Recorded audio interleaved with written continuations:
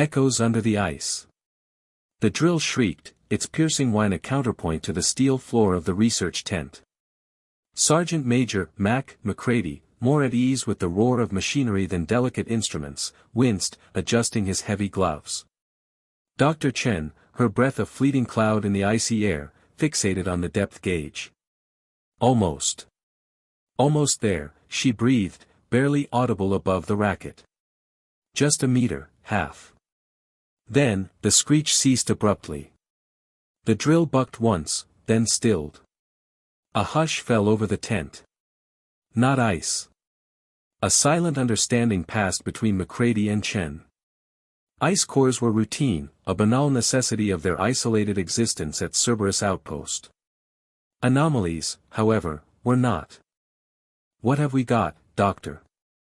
McCready inquired, his hand ghosting towards the sidearm he hadn't carried in years, yet still felt the absence of. Chen manipulated the controls, carefully retracting the drill. The core barrel emerged, dusted with frost. But at the very end, diverging from the expected frigid uniformity, was something else entirely. A muted, metallic gleam. With painstaking care, Chen extracted the find. Roughly spherical, about the size of a small melon, it seemed composed of a dark, obsidian-like substance. Bizarre, labyrinthine symbols were etched across its surface, emitting a low, throbbing luminescence. The glow intensified upon exposure, painting the faces of the two researchers in an unsettling light. "What in the hell?" McCready muttered, abandoning protocol in his astonishment. Chen remained silent, already summoning a handheld scanner, her fingers dancing across its interface. The device chirped, whirred, then displayed a string of indecipherable data. Energy signature. "Unlike anything I've encountered," she declared, her tone a blend of exhilaration and unease. "It's radiating. Minimal, but constant." The discovery rippled through the base like a seismic wave. Within moments, the cramped tent pulsed with activity. Scientists clustered around the artifact, their faces illuminated by its strange, rhythmic light. Scanners hummed their electronic song, monitors flickered with cryptic data, and hushed voices mingled, all attempting to decipher the riddle encased in the ice. Then, the unmistakable chop of a helicopter sliced through the charged air. A figure materialized, swathed in a bulky parka, his features obscured by a fur-trimmed hood. Dr. Eris Thorne. Eris moved with a feverish energy that belied the frigid surroundings. He shouldered his way through the gathering, his gaze riveted on the object. He halted abruptly, his breath catching in his chest. The subtle radiance seemed mirrored in his own eyes, amplifying the almost manic aura that perpetually clung to him. "Where was it found?" he pressed, his voice rough, impatient. Chen, jolted by his sudden arrival, stammered, "Approximately 3 kilometers from the main structure. We were engaged in standard ice core extraction when." Eris dismissed her explanation, his attention already consumed by the object. He circled it slowly, his hands twitching with the urge to touch, an urge he seemed to forcibly resist. "What's the energy profile?" he questioned, his voice barely a whisper. "Unidentifiable," Chen responded. "The scanner yields nothing conclusive. It's outside our known parameters." A fervent glint ignited in Eris's eyes. He reached into his parka, producing a pair of specialized goggles, and positioned them over his face. He studied the artifact intently, his expression unreadable. "The glyphs. I recognize them," he murmured, more to himself than anyone else present. "From ancient texts. But I never believed." He extended a gloved hand, gingerly touching the surface of the object. A visible tremor ran through him. His eyes widened, and he recoiled slightly, his breath hitching in his throat. "It's alive," he breathed, his voice laced with a mixture of wonder and trepidation. "It's calling out to me." McCready frowned, his innate military instincts surfacing. "Calling to you, Doctor. Respectfully, I advise you to maintain a safe distance." Eris disregarded him, his focus entirely absorbed by the artifact. He traced the strange symbols with his fingers, feeling their intricate patterns. As he did, the luminescence intensified, pulsing with increased speed and vigor. The electronic chorus of the scanners escalated, their urgency rising. "We need to transport this to the laboratory," Eris declared, his voice regaining its customary authority. "Immediately. I want a comprehensive analysis. Every frequency, every wavelength, everything." He turned to Macready, his eyes burning with an almost messianic zeal. "This, Sergeant Major," he stated, his voice low and urgent, "this could redefine everything we know."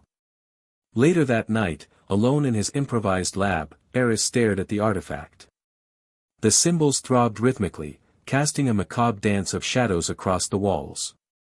He knew, with unwavering conviction, that this was it. The revelation he had pursued his entire life. The answer to the questions that had dogged him for so long. Yet, a shadow of doubt, a chilling, insidious voice, echoed in the recesses of his mind. A voice that recalled the last occasion he had felt so certain, so driven. A voice that sounded eerily like Lena's. He shook his head, attempting to quell the voice. He couldn't afford to waver. Not now. Not when he stood so close. He had to know. He had to comprehend. Even if it consumed him. Thorne's obsession. The hum was a constant companion now, a low thrumming that vibrated through Thorne's bones. He barely noticed it anymore, too absorbed in the holographic projections swirling around him. Ancient Sumerian cuneiform, Egyptian hieroglyphs, even fragments of a language he couldn't place, all danced in the cold, sterile air of the makeshift lab. Coffee-stained mugs littered the workstation, a testament to sleepless nights fueled by adrenaline and a gnawing obsession. He ran a gloved hand over the holographic projection of the sphere, the glyphs glowing with an unnatural luminescence. The energy signature was complex. Unlike anything he'd ever encountered. It pulsed, shifted, almost breathed. Macready's caution echoed faintly in his mind, a distant hum drowned out by the roar of discovery. Thorne reached for another ancient text, a brittle papyrus scroll unearthed from some forgotten archive. He'd requested it from the university library, claiming it was crucial for his ongoing research on glacial melt patterns. A lie, of course. But a necessary one. He scanned the scroll, his eyes darting across the faded script. A symbol, similar to one etched on the sphere, caught his attention. He zoomed in, comparing it to the holographic projection. Yes. A match. Finally, he whispered, the word catching in his throat. He cross-referenced the symbol with another text, this one a digital database of archaic languages. The translation flickered onto the screen, the key. The key to what? He didn't know, but he was determined to find out. A sharp knock on the lab door startled him. Chen's worried face peered in. "Eris, you need to rest. You haven't slept in almost 40 hours. Thorne waved him off. "I'm fine, Chen. Just making progress." "Progress? You look like you've aged 10 years in the last week. And the energy readings, they're spiking again." "I'm concerned, Eris." "Concerned?" Thorne scoffed. "This is the most important discovery of our lifetimes, Chen. We're on the verge of understanding something truly extraordinary." Chen sighed, running a hand through his thinning hair. "Extraordinary can also be dangerous, Eris. We don't know what this thing is capable of." "We will," Thorne said, his voice unwavering. "We will." Chen shook his head and backed away, muttering something about recklessness and blind ambition. Thorne ignored him, turning back to the swirling glyphs. A flicker. A memory. Lena, his daughter, a small child with bright, curious eyes. He'd promised her he'd be home for her birthday. He hadn't been. He'd been too engrossed in his research, another groundbreaking discovery that demanded his immediate attention. The memory stung, a familiar ache in his chest. Lena. He hadn't spoken to her in months. Years, maybe. He couldn't remember exactly. He tried to call, to explain, but the words always seemed hollow, inadequate. He saw her face again, older this time, hardened with disappointment. "You always choose your work over us, Dad." The words were like shards of ice, piercing his heart. He pushed the memory aside, burying it deep beneath layers of ambition and self-justification. There would be time for that later. Now, there was work to be done. The sphere was calling him, beckoning him closer to its secrets. Another scientist, Dr. Anya Sharma, approached him later that evening. "Eris, I've run the spectral analysis again. The energy signature, it's evolving. It's almost as if it's learning." Thorn frowned. "Learning? What do you mean?" "I don't know," Anya admitted, her voice laced with apprehension. "But the pattern is becoming more complex, more organized. It's like it's responding to something." "Responding to what?" Anya hesitated. "To you, maybe. You've been spending the most time with it. You're the one driving the analysis." Thorn dismissed her concerns with a wave of his hand. "Nonsense. It's just a coincidence." But a seed of doubt had been planted. He looked at the sphere, at the swirling glyphs, and wondered if Anya was right. Was it responding to him? Was he influencing it in some way? He pushed the thought away. He couldn't afford to be distracted by doubts. He was so close. He could feel it. The answer was within his grasp. He glanced at the clock. Another day gone. Another night descending. He reached for another cup of coffee, ignoring the tremor in his hand.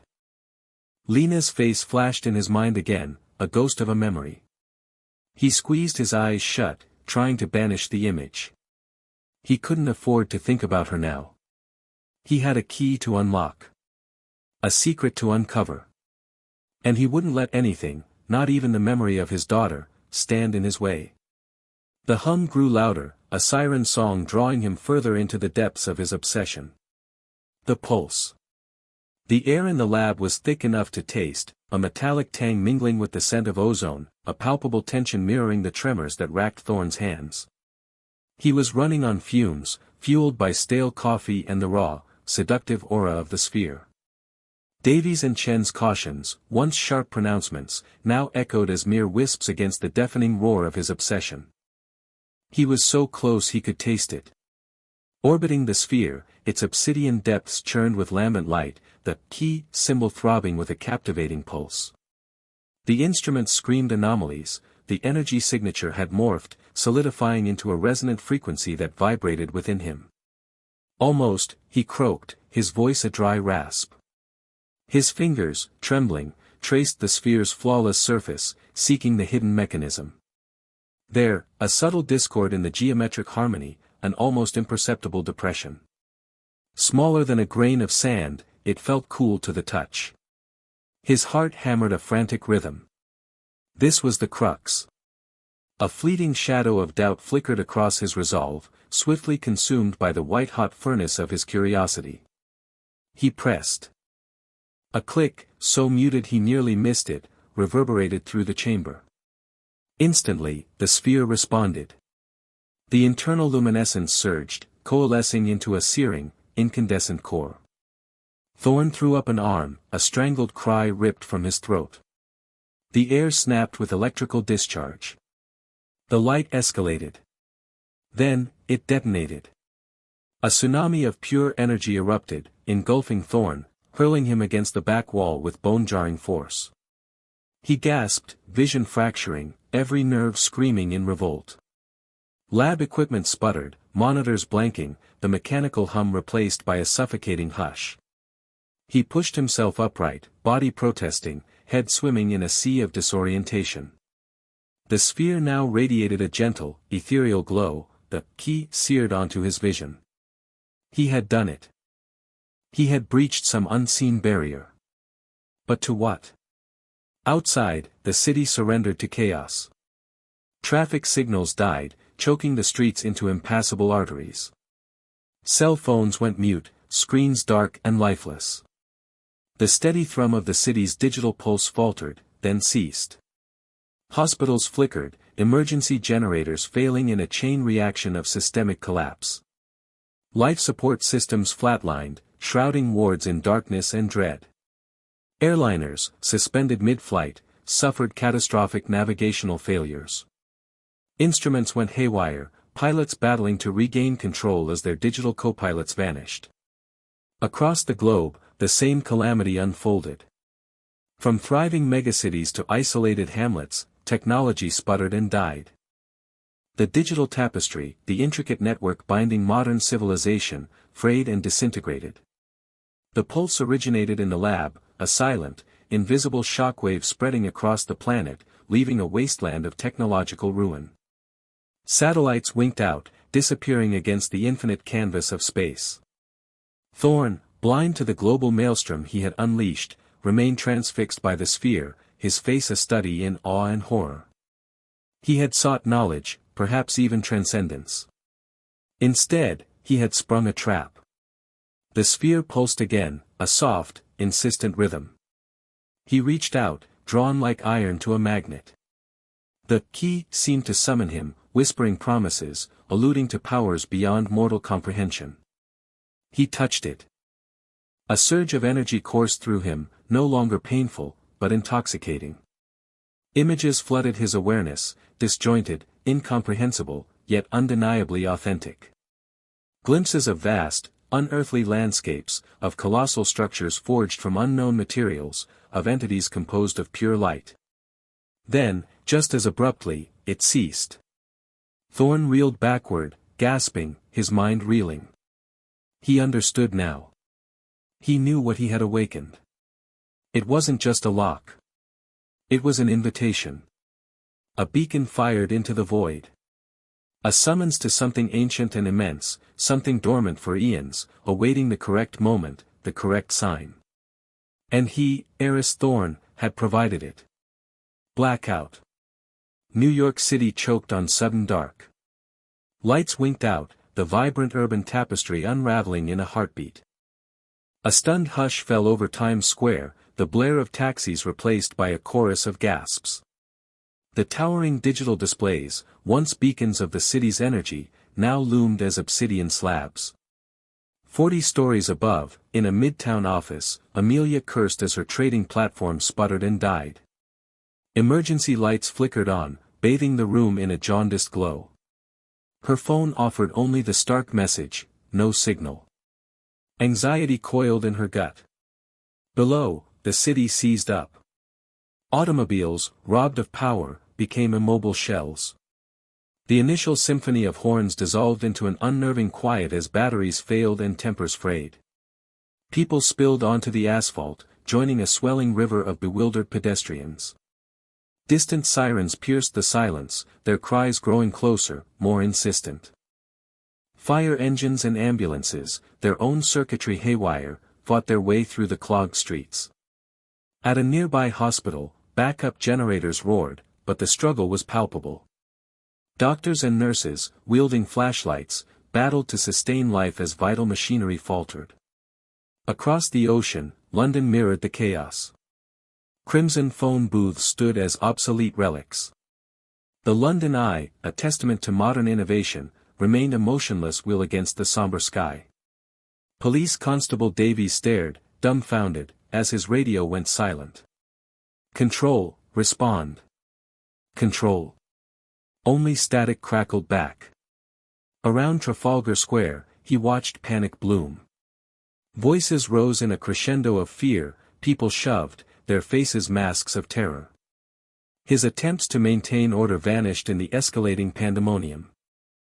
In Los Angeles, the sprawling city succumbed to the encroaching darkness.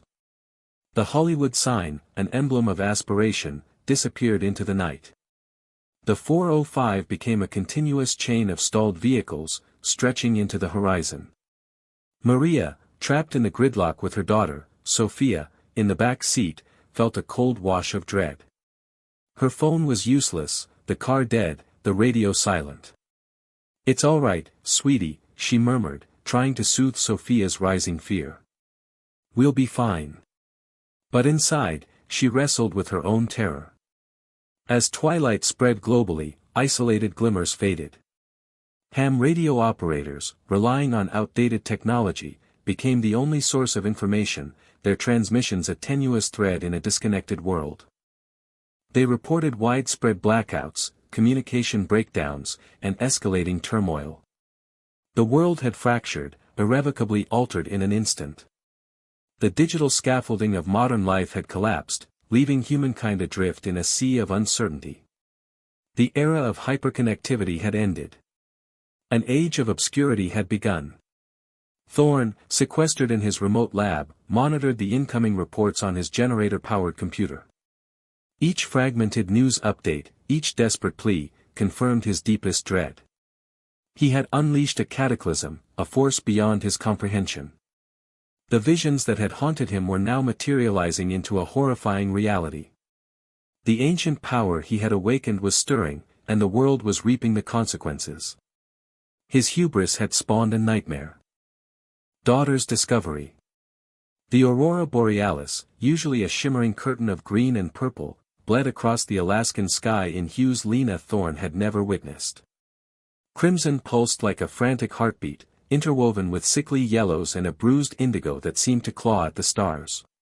Inside the observatory dome, the giant telescope stood silent, a metal sentinel rendered useless by the power outage. The backup generators coughed, sputtered, and finally roared to life, bathing the control room in harsh fluorescent light. Lena stared at the readings flooding her monitors. Energy spikes, radiating from the Antarctic region, were off the charts, defying every known astrophysical model.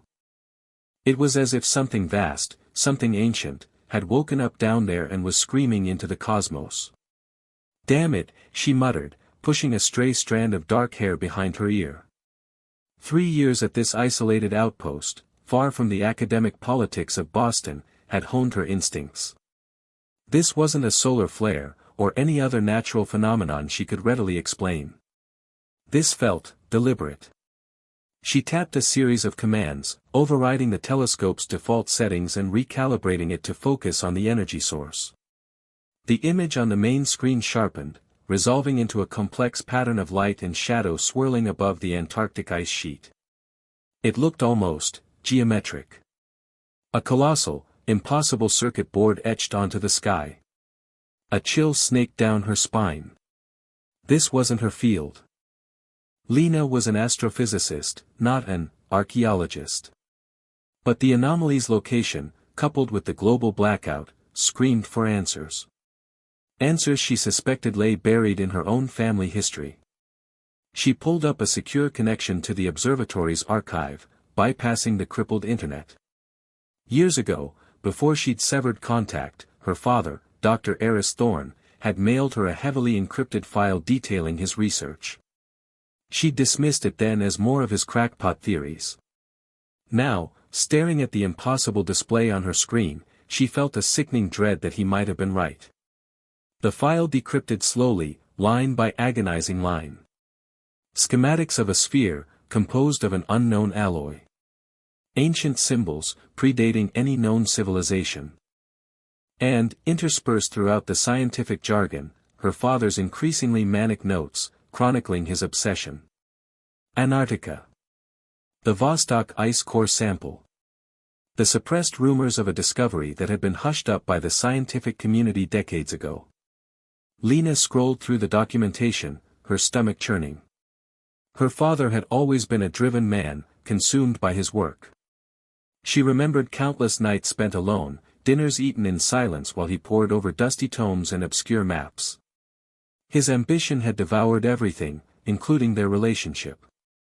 She stopped at a particular entry, activation sequence nearing completion.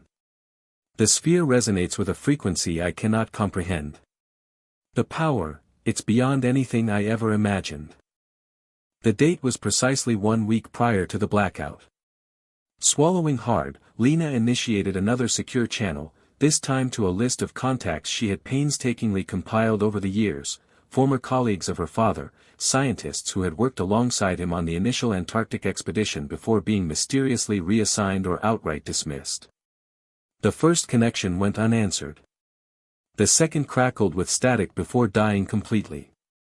On the third attempt, a voice, raspy and laced with fear, answered. Lena. Lena Thorne. Is that really you? Dr. Anya Sharma? Yes, it's me. I need to know what you know about the Antarctic artifact, about my father's research. There was a long pause, punctuated by the faint sounds of distant sirens. He warned us, Lena. He warned us all. Said we were playing with forces we couldn't control. They silenced him, of course. Said he was delusional. What forces, Dr. Sharma?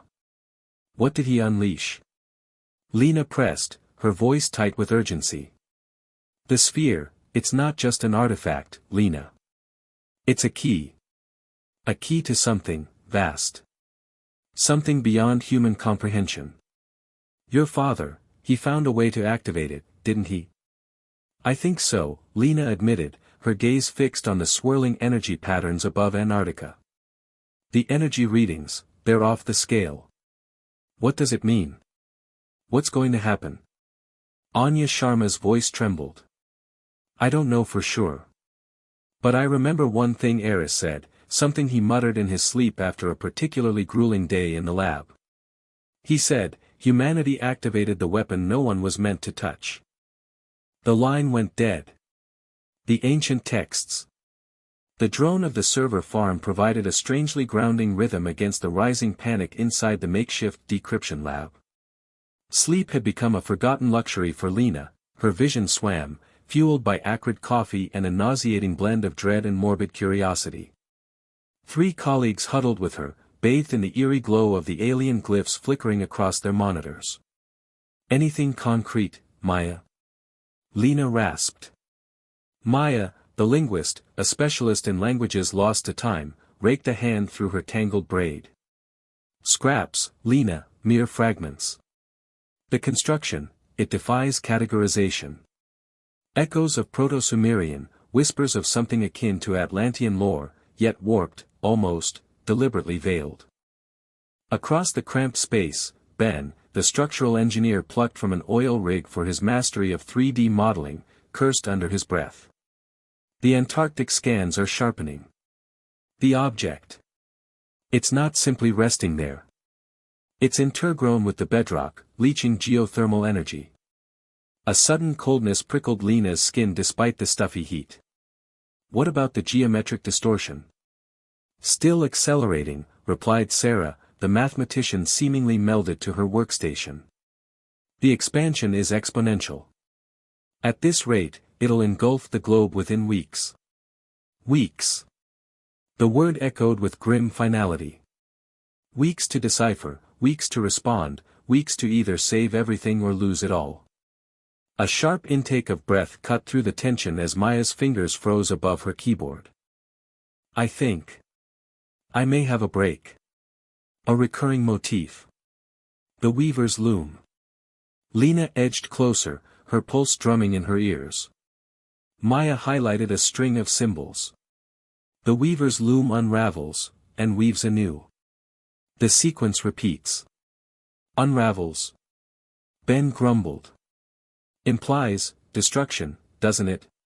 Maya pressed on, her fingers dancing across the keys. More pieces. A weapon wrought for eons, a cyclical purge, a hard reset for civilization. Weapon. The confirmation, though long suspected, landed like a physical blow. This wasn't merely an ancient power source, it was an instrument of cosmic devastation. The loom's threads are spun from energy and consciousness, Maya recited, a tremor in her voice now. To sever the threads is to silence the song itself. Sarah, eyes wide with a dawning horror, lifted her head from her screen. The energy spikes, the blackouts, it's not limited to technology. It's affecting everything. Communications, infrastructure, even cognitive function. The reports of mass panic, disorientation, they're spiking. Lena squeezed her eyes shut, struggling to assimilate the dire revelations. A weapon engineered to obliterate civilization. To extinguish the song. The implications were staggering. There's more, Maya insisted, a new urgency fueling her words. The Weaver presents two paths, annihilation and genesis. To command its power is to embrace both poles. Genesis. A spark of hope ignited in the encroaching darkness. If the artifact possessed the capacity for destruction, perhaps it also held the potential for something beyond. What else does it reveal? Lena demanded. Regarding the act of creation. Is there any means of control? Maya scrolled through the decoded text, her brow a furrowed landscape. References to resonant waves, nodal convergences, and the keystone of equilibrium. Equilibrium. Ben scoffed, the sound bitter. After the chaos it's unleashed. There isn't any equilibrium here anymore. We have to try, Lena countered, her voice ringing with conviction. If a sliver of a chance exists to lessen the damage, to avert complete annihilation, we must seize it. She met the gaze of each haggard face around her. We need to decipher these resonant waves, pinpoint these nodal convergences. We need to find this keystone of equilibrium. Lena understood the slim odds, the desperate gamble against an overwhelming force. Yet, she refused to stand by as the world fractured around her. Her father's legacy had unleashed this cataclysm, it fell to her to attempt containment. I have a course of action, Lena announced, her voice infused with newfound resolve. We channel all resources into cracking the deactivation sequence. We analyze the resonant waves, map the nodal convergences, and devise a way to disrupt the artifact's energy matrix. We shut it down. The others regarded her, their faces etched with a mixture of expectation and doubt. The task was monumental, bordering on the impossible. But faced with the looming apocalypse, it was the sole option remaining. Journey south.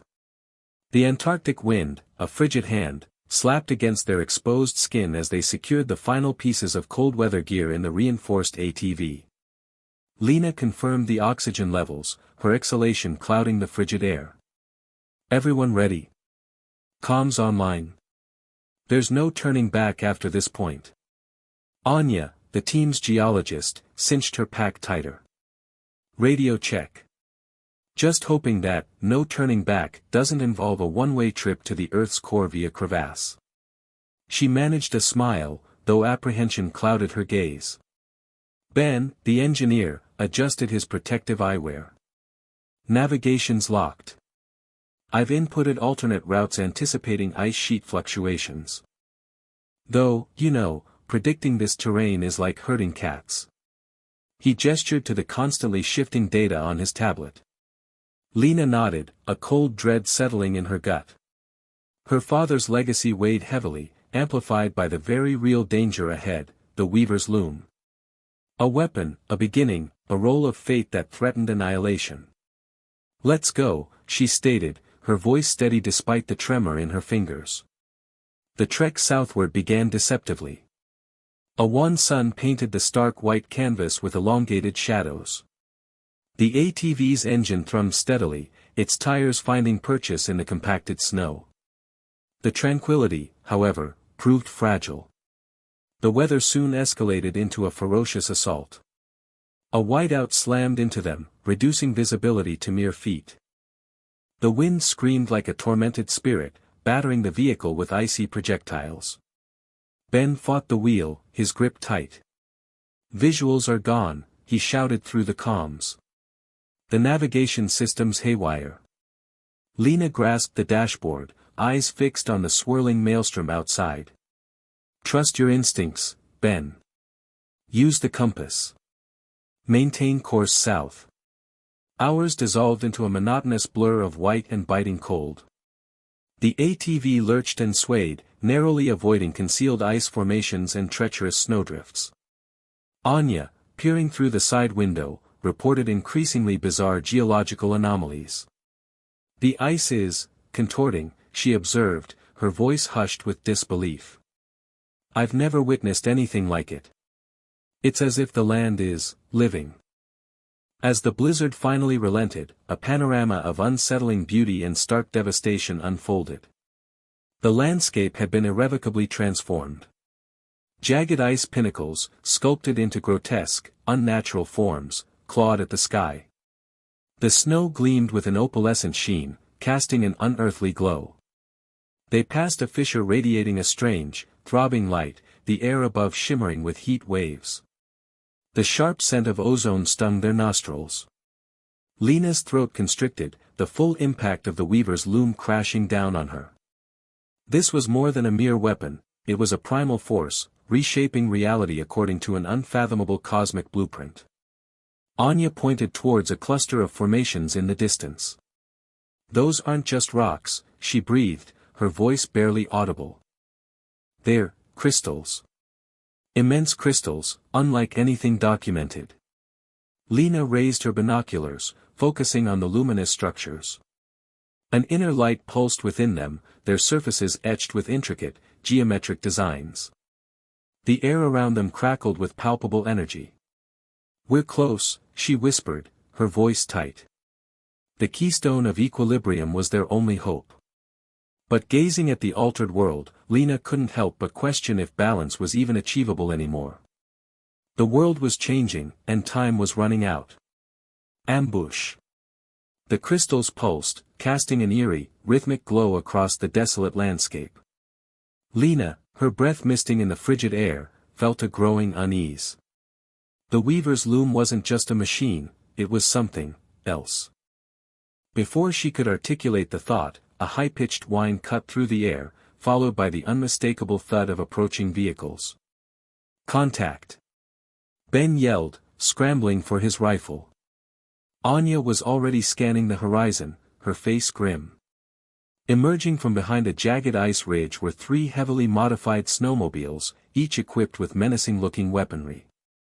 Behind them lumbered a tracked vehicle, its armored plating glinting ominously under the strange crystal light. "Shields up!" Lena shouted, though their makeshift energy shields were more of a deterrent than impenetrable armor. The snowmobiles fanned out, flanking them with practiced precision. The tracked vehicle, emblazoned with a stylized serpent insignia, ground to a halt, disgorging a squad of figures clad in black tactical gear. Their leader, a woman with ice-cold eyes and a disturbingly familiar face, stepped forward. "Lena Thorne," she said, her voice amplified by a comm system. "How disappointing to find you here. I expected a more formidable opponent." Lena recognized her instantly, Dr. Evelyn Reed, a former colleague from Eris Corporation, known for her ruthless ambition and unwavering loyalty to the company's more shadowy objectives. "Evelyn," Lena replied, her voice tight. "I should have known Eris wouldn't stay out of this. Eris understands the importance of securing assets," Evelyn said, gesturing towards the pulsating crystals. "Something you, clearly, are incapable of appreciating. Stand down, Lena. Surrender the device, and perhaps I'll consider letting you live." "The weaver's loom isn't a toy, Evelyn," Lena retorted. "It's a threat. You can't control it." Evelyn merely smiled, a chilling expression that sent a shiver down Lena's spine. "Control is a matter of perspective, darling. Now, are you going to cooperate, or do we have to do this the hard way?" Before Lena could answer, the snowmobiles opened fire. Energy blasts ripped through the air, impacting against their shields with deafening crashes. Anya returned fire with her modified pulse rifle, scoring a hit on one of the snowmobiles, sending it spinning out of control. Ben, meanwhile, provided cover fire, keeping the attackers at bay. Lena activated her own weapon, a compact energy pistol she had salvaged from her father's lab, targeting the tracked vehicle. Her shots pinged harmlessly off its reinforced armor. "Anya, Ben, fall back," she yelled, realizing they were outgunned and outmaneuvered. They retreated towards a narrow crevasse, hoping to use the terrain to their advantage. But Evelyn's forces were relentless, pressing their attack with ruthless efficiency. As they scrambled through the icy passage, an energy blast clipped Ben's leg, sending him sprawling. "Go on without me," he shouted, his face contorted in pain. I'll cover you. No. Lena yelled, turning back to help him. But it was too late. Two of Evelyn's soldiers descended upon Ben, overpowering him and dragging him towards the tracked vehicle. Lena! Anya screamed, pulling her forward. We have to go. We can't save him. Torn between loyalty and the mission, Lena hesitated for a fraction of a second. Evelyn seized the opportunity. Consider this a down payment, Lena, she called out, her voice laced with venom.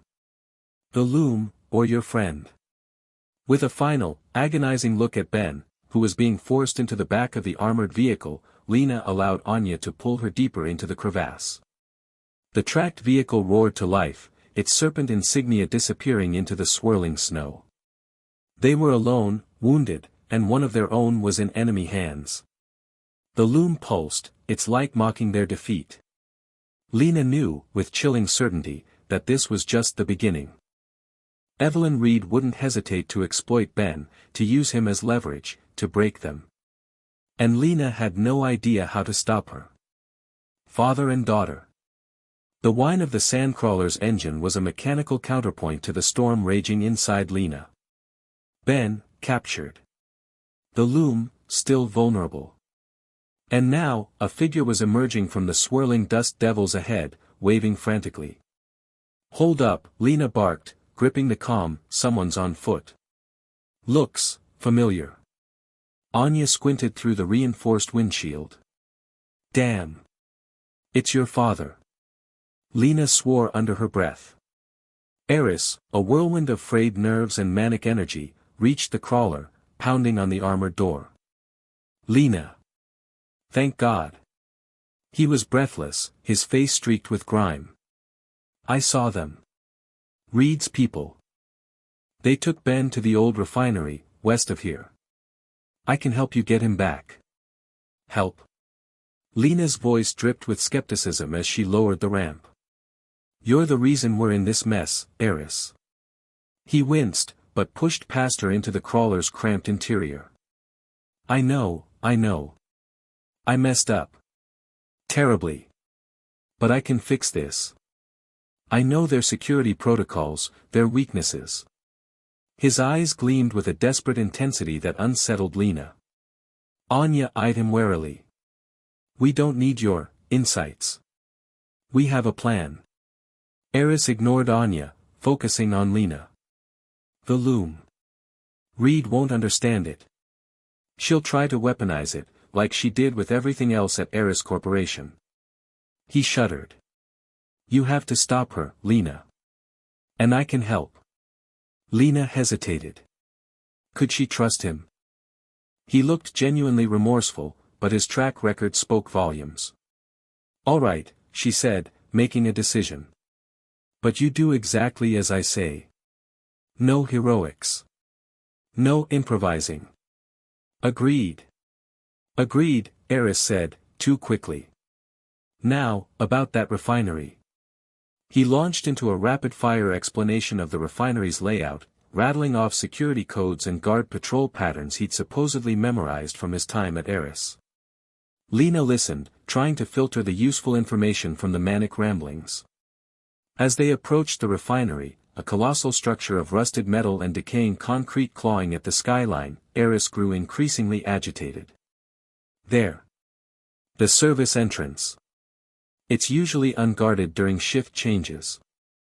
Lena, however, saw something he didn't, a glint of reflected sunlight off a high-powered rifle scope, positioned on a nearby tower. Eris, wait, she yelled, but it was too late. He'd already scrambled out of the crawler and was sprinting towards the service entrance, shouting, "It's clear. Come on." A burst of automatic gunfire ripped through the air, kicking up dust around Eris's feet. He yelped, diving for cover behind a rusted fuel container. Damn it, Eris. Lena cursed, grabbing her rifle. Anya, cover me. A firefight erupted, the desert air thick with the acrid smell of gunpowder and the whine of ricocheting bullets. Lena and Anya returned fire, suppressing the snipers on the tower, but Eris's recklessness had cost them the element of surprise. Reed's forces were now fully alerted.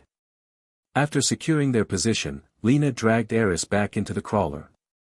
He was pale and shaken, a small cut bleeding on his forehead. I thought. He stammered. You thought wrong. Lena exploded, her voice trembling with rage. You almost got us killed. You haven't changed at all, have you? Still the same impulsive, reckless fool. I was trying to help, he protested weakly. Help? By alerting Reed's entire security force. By nearly getting us all shot. Lena paced the cramped space, her frustration reaching a boiling point. This is exactly what I was afraid of. You can't control yourself, Eris. Your obsession, it's destroyed everything. Eris flinched, his gaze falling to the floor. I know, he mumbled. I see that now. Do you? Lena challenged, stopping in front of him. Do you really understand the consequences of what you've done? The world is falling apart, people are dying, all because of your insatiable need to unlock the loom's secrets. He looked up at her, his eyes filled with a pain that seemed genuine. I thought I was doing something important. Something that would change the world for the better. And look where it's gotten us, Lena said, her voice softening slightly, but her anger still simmering beneath the surface. You wanted to play God, Eris. And now we're all paying the price. The crawler fell silent except for the hum of the engine. The refinery loomed ahead, a monument to ambition, recklessness, and the devastating consequences of a father's obsession. The deactivation sequence. The transport lurched to a standstill, its gravipulsors emitting a drawn-out groan against the broken ground. Anxiety twisted Lena's gut, arrival at the storm's epicenter. The scene beyond was nightmarish, shattered girders from the ruined refinery jutted skyward like the bones of a forgotten beast. Static danced in the air, prickling her skin. Deep beneath it all, the weaver's loom emitted a subtle, invasive pulse that vibrated in her very marrow. This is far worse than anticipated, Kai murmured, tightening his helmet seals. Energy readings are spiking. Lena confirmed with a nod, her gaze riveted to the immense structure dominating everything. Not beautiful, certainly not in any traditional sense. The loom was a dizzying confluence of impossible angles, radiating an inner light that seemed to mock physical laws. Let's move, she urged, her voice strained. Every second counts.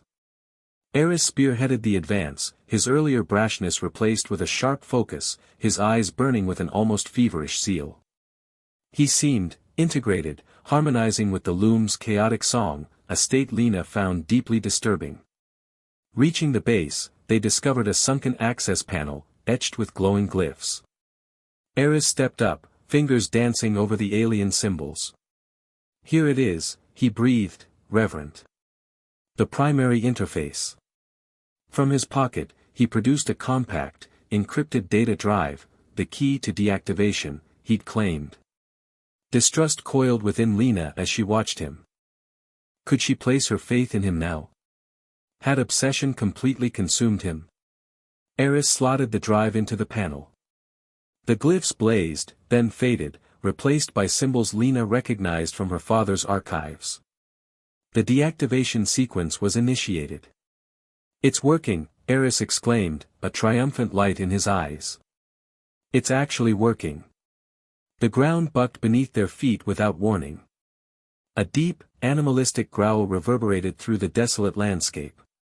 Lena spun around, her hand automatically going for her weapon. What was that? Kai's voice was tight with alarm. Before she could respond, a figure materialized from the shadows. Reed. Flanked by armed guards, a cruel smile stretched across his face. And clutched before him, a gun pressed to his head, was Ben. Lena's breath hitched in her throat. Hello, Lena, Reed purred, his voice laced with false warmth. I must admit, I'm impressed. You've come further than expected. Lena glared, calculating furiously. How had he known their plan? How had he managed to seize Ben? "Release him, Reed," she commanded, her voice low and dangerous. Reed chuckled, a dry, grating sound. "Now, why would I do that? You and your father stand on the precipice of terminating something magnificent. A discovery that could revolutionize everything. It's consuming the world." Lena snapped back. "Can't you see that? A negligible sacrifice for progress," Reed dismissed with a wave of his hand. "However, I'm a pragmatic man. Halt the deactivation, and your little friend walks free." Lena's heart hammered against her ribs.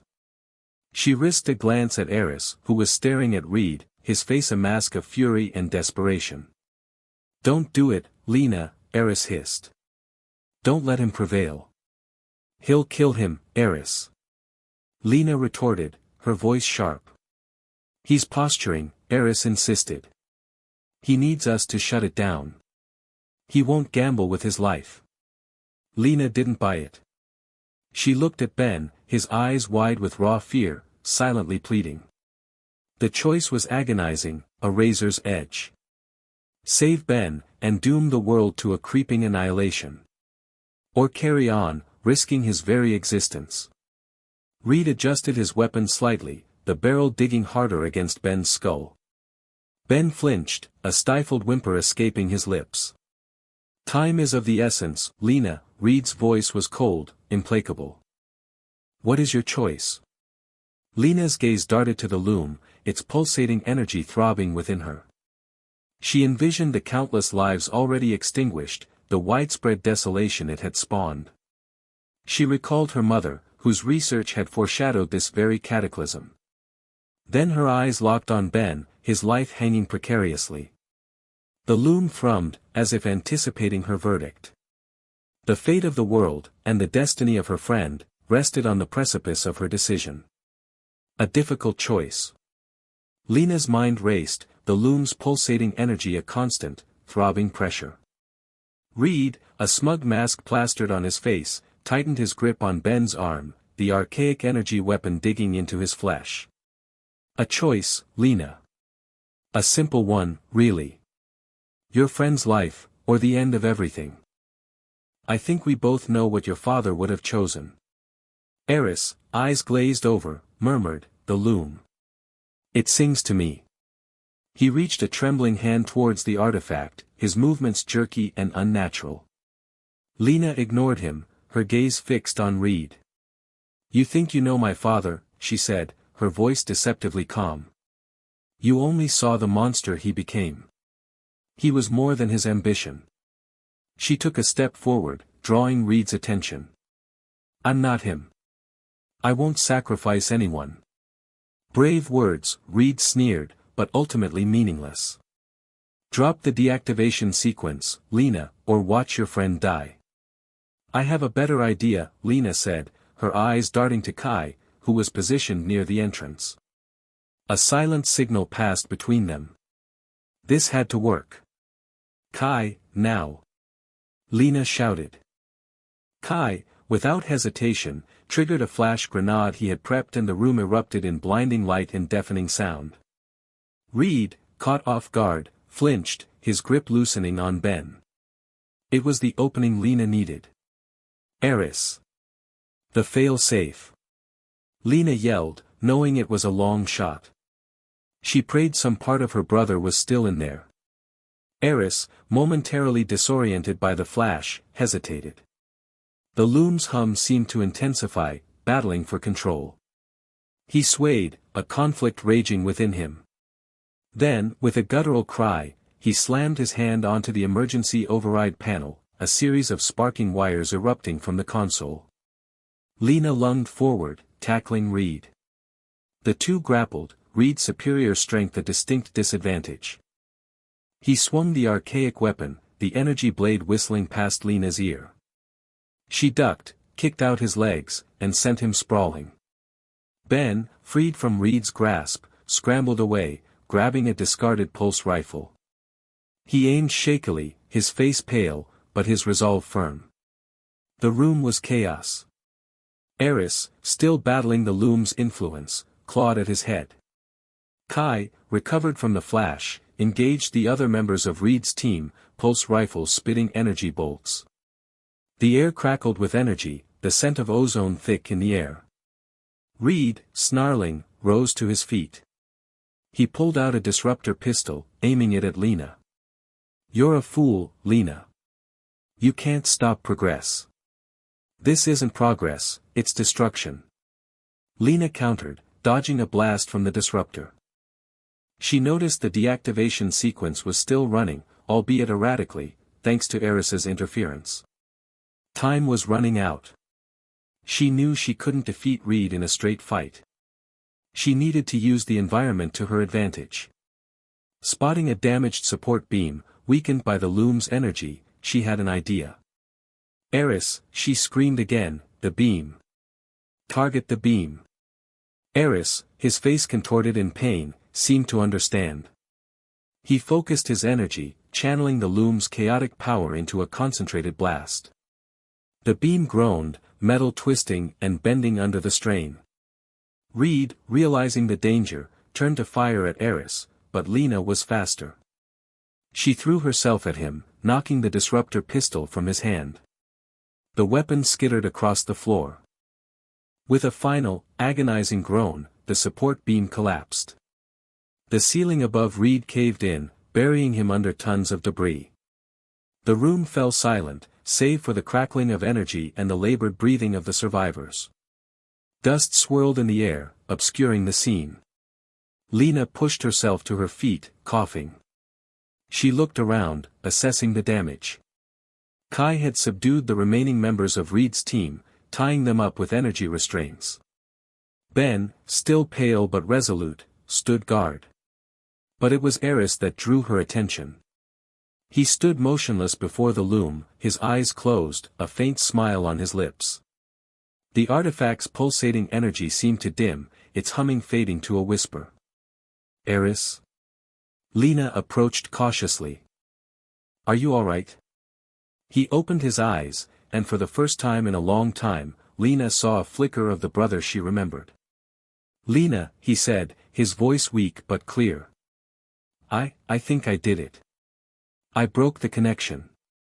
Then, his eyes rolled back, and he collapsed. Neutralized. The loom shuddered, a final, violent tremor that threatened to rip the platform apart.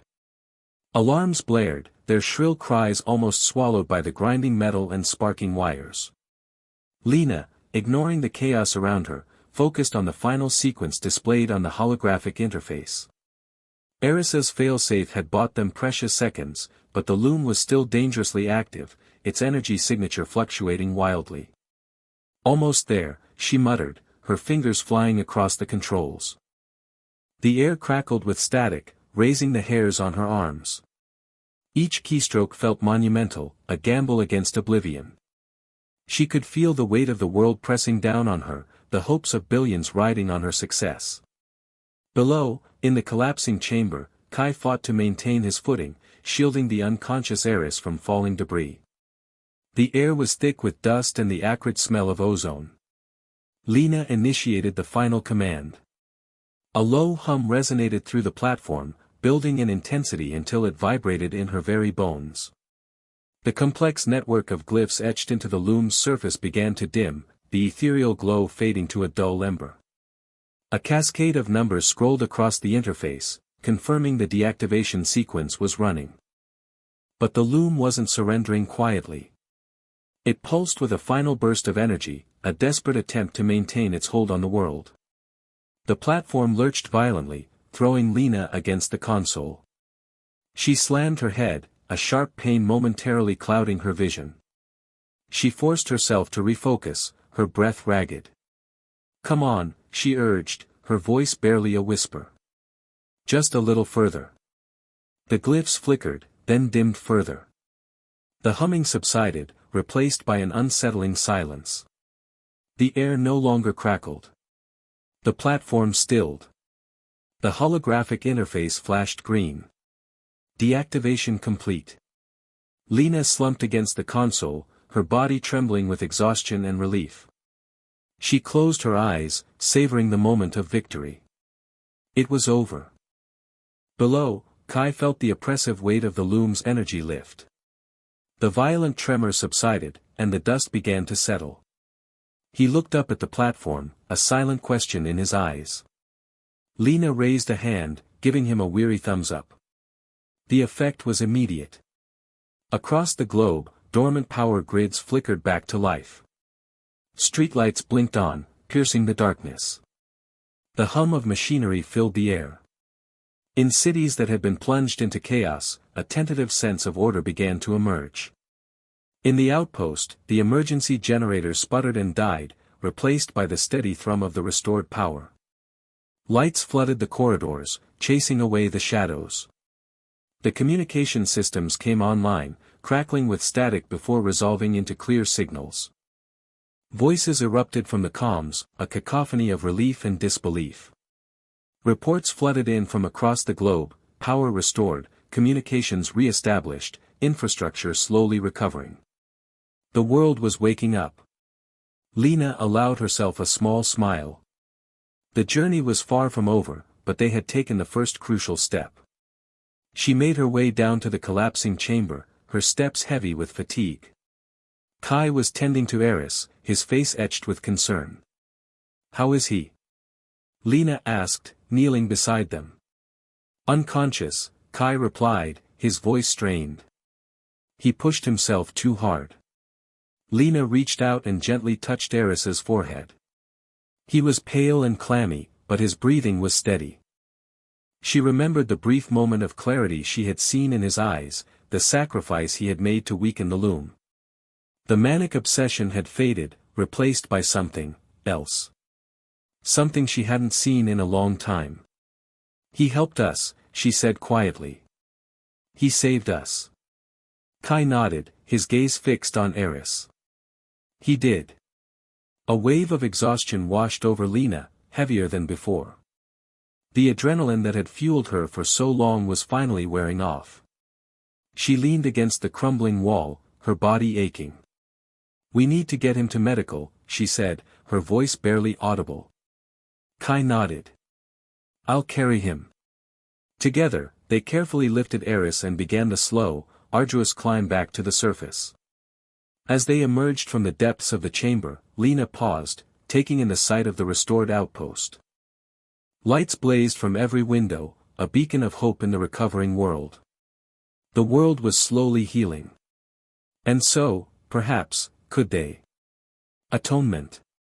The frigid blast clawed at Lena as she disembarked the converted freighter, the familiar bite a stark contrast to the drone within the metal shell. Below, cradled in the valley, sight of the loom's near unraveling of existence, a constellation of brilliant white structures punctuated the scarred terrain. Eris's research hub. Half a year had passed since the deathly hush shattered, since the planet had flirted with utter erasure, only to be yanked back from the abyss. Communication webs sparked anew, like celestial seedlings, and the city husk stirred with nascent life. Yet, the landscape bore indelible scars, a permanent memento of the near cataclysm. Eris, too, was transformed. The feverish gleam had vanished from his gaze, supplanted by a serene resolve, an unwavering commitment. He'd channeled all his energies, his considerable resources, into deciphering the loom, not as a means of annihilation, but as a potential font of limitless power, a conduit to scientific advancements that could uplift all humankind. He greeted her at the perimeter, his expression colored with tempered anticipation. "Lena. I wasn't sure you'd make the trip." "Someone needs to keep you grounded, Eris," she countered, a ghost of a smile gracing her lips. The ingrained resentment hadn't completely dissipated, but a tenuous accord had been established, crafted with deliberate care. He ushered her through the facility, a vibrant anthill of activity. Scientists from every corner of the globe collaborated, their faces radiant with purpose. Eris unveiled the exquisitely designed laboratories, the banks of processors dissecting data emanating from the loom's dormant core, the prototype fusion reactors throbbing with harnessed energy. "We're progressing, Lena," he declared, his voice taut with controlled fervor. "The loom, it's not simply a destructive force. It's a facilitator. It magnifies energy, modulates frequencies beyond our prior comprehension. We can tame it. She scrutinized the layouts, the intricate equations cascading across the screens. A cautious optimism permeated the atmosphere, a sense of shared ambition she hadn't encountered in years. Later, as dusk painted the valley in somber hues, they sat overlooking the panorama, the ghostly foundations of the original facility obliterated entirely. The new complex blazed like a guiding star against the encroaching night. Do you think you can ever genuinely redeem yourself for what occurred? Lena queried, the unspoken accusation hanging palpably in the space between them. Eris exhaled heavily, the sound devoured by the wind. I don't know. Perhaps not entirely. But I can strive to. Every single day, I can endeavor to atone. To employ my knowledge, my insights, to construct something worthwhile. He faced her, his eyes earnest. I would understand if you can't bring yourself to forgive me, Lena. But I hope, eventually, you might at least comprehend. She reached out and clasped his hand, a tentative gesture of reconciliation. I'm trying, Eris. Truly. Some weeks later, Lena boarded another aircraft, this one bound for a far more desolate locale. The forgotten base where her father had inaugurated his loom research. A derelict shell now, the equipment corroded and mute, the air thick with the musty odor of decay. She discovered him in the cramped, austere living quarters, seated beside the window, gazing out at the boundless expanse of the desert. He appeared aged, diminished, the incandescent spirit that had once blazed within him now a mere ember. Lena, he croaked, his voice raspy with disuse. I hadn't anticipated your visit. I wanted to see you, Dad. They sat in protracted silence, the solitary sound the subtle susurrus of the wind. Finally, Lena pierced the stillness. Why, Dad? What drove you to it? He sighed, a sound laden with profound weariness. I believed I was acting for the greater good. I imagined I could unlock the secrets of the cosmos, usher in a new era of understanding. But you almost annihilated everything. I realize that, he replied, his voice barely audible. I realize that. And I'm profoundly sorry, Lena. More than you could ever fathom. He extended his hand and clasped hers, his grip surprisingly firm. You halted it, Lena. You rescued the world. I am immensely proud of you. Tears welled in her eyes. It wasn't a complete absolution, not after the devastation wrought. But it was a beginning. A flicker of kinship in the gloom, a nascent glimmer of hope for restored relations. As the weeks bled into months, the world persevered in its recovery. Novel technologies surfaced, spawned from the investigations at Eris's center. Green energy sources displaced fossil fuels, communication infrastructures were rebuilt, now fortified and more robust, and a new cohort of scientists and engineers emerged, resolute in their commitment to glean lessons from past blunders. The loom remained enigmatic, a source of both awe and trepidation. But it was no longer regarded as a device of destruction. It had become a reminder, a symbol of humankind's dual capacity for ruination and invention, a perpetual summons to proceed with caution, to internalize the lessons of our failures, and to pursue a brighter horizon. A future where atonement was not merely a word uttered, but a guiding principle to live by.